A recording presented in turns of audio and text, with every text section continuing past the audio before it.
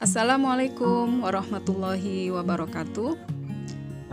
Masih di sini kita lanjutkan bahasan minggu yang lalu.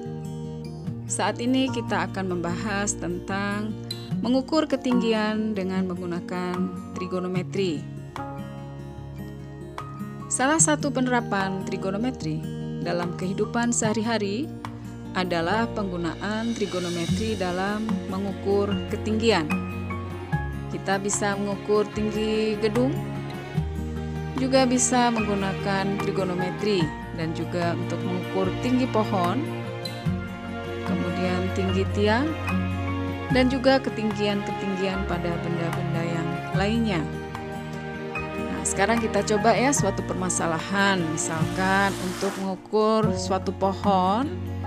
Ya, di sini ada masalah, misalkan Tony memiliki tinggi badan 155 cm. Dia berdiri pada jarak 12 meter dari suatu pohon. Ia melihat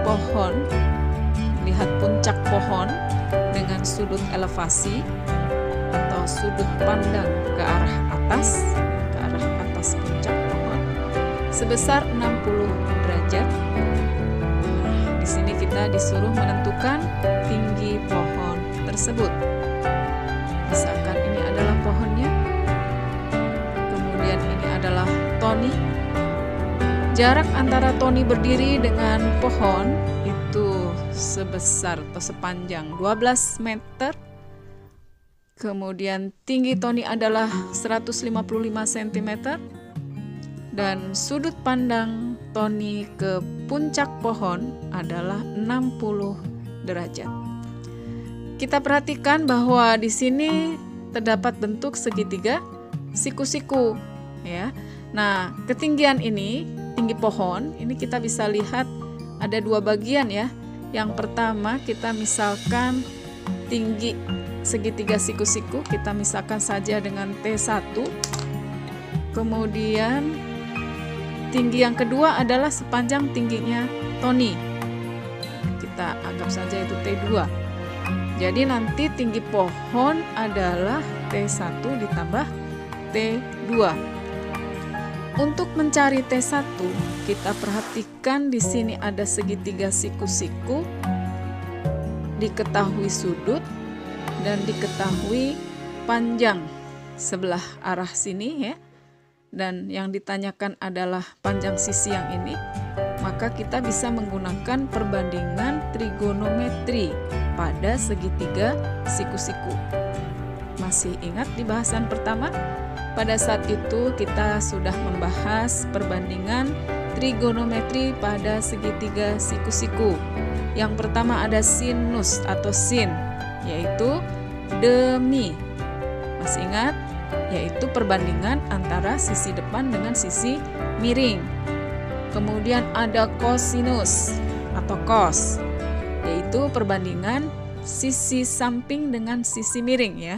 Kita sebut sami. Dan desa, yaitu sisi depan dibagi sisi samping, yaitu adalah perbandingan trigonometri tangen atau tan. Nah, sekarang kita perhatikan mana yang akan kita pakai, sin, cos, atau tan. Kita lihat perbandingan yang diketahui dan yang ditanya hubungannya demi, sami, atau desa. Kalau sudutnya di sini 60 derajat, yang ditanyakan T1, maka T1 ini adalah sisi depan sudut. Berarti perbandingannya depan. Kemudian miring kita nggak tahu, berarti nggak mungkin demi. Nah, sisi samping kita tahu, di sini panjangnya 12 meter. Maka perbandingan yang kita gunakan adalah desa. Desa, sisi depan dibagi sisi samping. Maka yang kita pakai adalah tan, ya, karena tan rumusnya desa. Kita tahu bahwa tan itu adalah desa. Sisi depan dibagi sisi samping. Sisi depannya adalah T1 dan sisi sampingnya adalah 12. Sehingga tan 60 derajat itu sama dengan T1 dibagi 12. Sehingga dari sini bisa kita cari T1, kita kalikan silang ya samping gitu, maka T1 sama dengan 12 kali tan 60 derajat.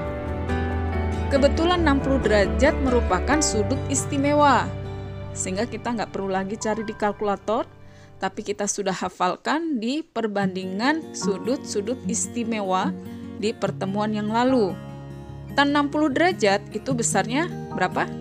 Akar 3. Maka T1 itu sama dengan 12 kali akar 3 sama dengan 12 akar 3. Nah, karena tinggi pohon adalah T1 ditambah T2, T1-nya ketemu 12 akar 3, T2-nya adalah tinggi Tony setinggi 155 cm.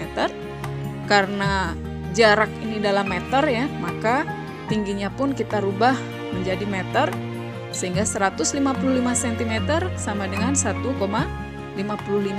meter.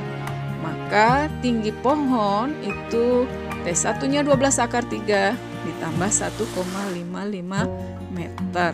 Nah, karena 12 ini pakai akar 3, sebelah sini 1,55 tidak ada akarnya, maka hasilnya tidak kita sederhanakan lagi ya. Sehingga tinggi pohon adalah 12 akar 3 ditambah 1,55 meter. Ya, begitu saja. Mudah-mudahan bisa difahami. Sampai jumpa. Assalamualaikum warahmatullahi wabarakatuh.